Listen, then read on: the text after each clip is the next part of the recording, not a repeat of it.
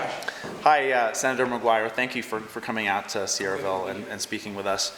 My name is Josh Hart. I'm Director of Feather River Action. Our goal is to protect the Feather River watershed and build community. I'm here from Portola this evening. We're all pretty terrified at what Donald Trump is threatening the end of civilization in Iran with his finger on the button. And whatever needs to be done to remove him from office, the 25th Amendment needs to be done clearly to protect our national security. I have a few questions. One is we sent you a questionnaire with some questions about your policy positions several weeks ago, and we never heard back. The reason we put out these questionnaires is to clarify candidates for office positions on issues that matter. Will you promise tonight that you will respond and answer that questionnaire so we can let the voters in this new district know where you stand on that? I have a couple more questions too. Yeah, so look, I'm proud to have the Sierra Club support. I'm proud to have the California Environmental Voters support. Out of the two environmental organizations that have taken a stance in this race, been honored to have both. And it's because of our work fighting for clean air, clean water laws, the strongest in the nation. It's because of our work on climate action. I do think that Jason Lyles did respond, and I'm sorry he did. So, because I know that we've had a conversation about it, but I will go back and make sure that we get that completed and back to you. That would be great, thank you. So, in our part of the world, we've gone through several serious climate-driven wildfires. People have lost their homes. People in Paradise perished, 85 people. It's a really serious issue, obviously for everyone who lives here. We need to follow the science in our response. We can't just lash out and do what we think is going to help. We need to do what actually helps in terms of preserving property and lives. The only proven way to reduce structural loss and protect lives is home hardening and defensible space pruning immediately around communities. Yet only 2% of federal funding is going toward those proven methods, and 98% is going to logging more than 100 feet from homes, which there's zero evidence that it actually will preserve structures in a wildfire. So we're grossly misallocating funding when we could be putting funding toward defensible space, home hardening, replacing wooden shingles, and so forth. So given all that, and given that we're subject to these lies from the timber industry that we have to destroy our forests and thin them in order to protect our communities, there's a bill called the FR Forest Act, we call it, FOFA, before Congress. This is a Republican-driven bill that would completely destroy the existing NEPA environmental controls on logging and reduce the challenging opportunities that people have to challenge bad projects, just like the community destruction project that's tearing up Plumas County right now. People are really fed up that this money is being taken and used to subsidize logging when we know that embers entering houses and then house-to-house spread in communities is the #1 cause of structure loss in a wildfire.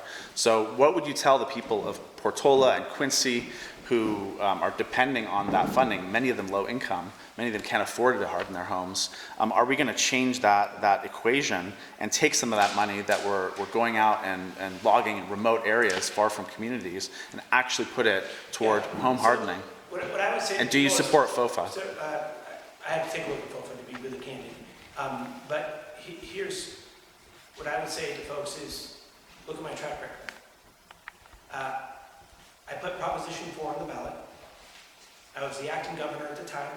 I literally signed the bill and put Proposition 4 on the ballot. It was passed overwhelmingly by California voters. It was a $10 billion bond measure. $4 billion of that is going for wildfire mitigation across the state of California. $4 billion. I've been the leader in the legislature that has secured another $4 billion that goes for wildfire mitigation, making the communities hardened and safer in wildfire risk communities. What you said, Josh, is you're absolutely right. It's proven. What I will also say, and I don't mean to get too complicated on this, but Cal City, Riviera, and Lake County over 60% of the entire land mass is burned over the last decade, 60%. Kelseyville Riviera is one of the most fire-threatened communities in the state of California. They received close to, I think, $17 million in state funds to harden literally every home in that community. It was a community-wide hardening. And insurance companies still won't write traditional insurance, which is complete BS. And so I think that we need money for hardening. We need money for wildfire mitigation, federal, and we need reform of the insurance industry. Yes. And so we had 2 bills last year that we advanced. One was signed into law by the governor, the other was not. Number one, the bill that was signed is you can go on your phone at any time and figure out what your wildfire risk score is. So right now, there's a few companies in the United States of America that develops what risk score is for your community, your neighborhood, and your home. It's a black box because we don't have access to it because they work with insurance companies across North America. So we are now developing our own risk score program. It's all being done at Cal Poly Humboldt. That will be up and running in the next 24 months. So at any one time, you'll be able to go to your phone, figure out what your home's risk score is, figure out what you need to do to be able to reduce your risk score, so you actually have ammunition to be able to go to your insurance company and call BS. The second piece that I'll just say is that we want to develop a home hardening commission. That was the bill that was vetoed by the governor. The Home Hardening Commission would have representatives from the Fire Marshals Association, Fire Chiefs Association, environmental community, mayors, a supervisor. It would have 1 representative from the insurance industry, 2 representatives from the public. And what that would do, it would develop mandated requirements for home hardening in this state. And if a community were to adopt a community-wide standard, then it would force insurance companies to write. We need to take our power back. And just being blunt about it, the state of California also needs a road dam behind it. That bill is being brought back this year. It is critically important, and it will take about 24 to 36 months to implement. We don't have that time. It should have been signed last year. It wasn't. We're coming back, and we're going to get it signed into law this year. But I'm just being honest, Josh, the state can't do it alone. We literally have spent $1 billion, right, from the state on federal land.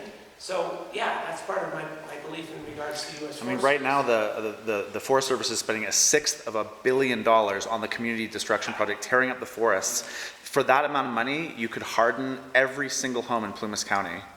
Would you support reallocating that funding? Again, I'm going to have to take a look at the bill, and I will get back to you.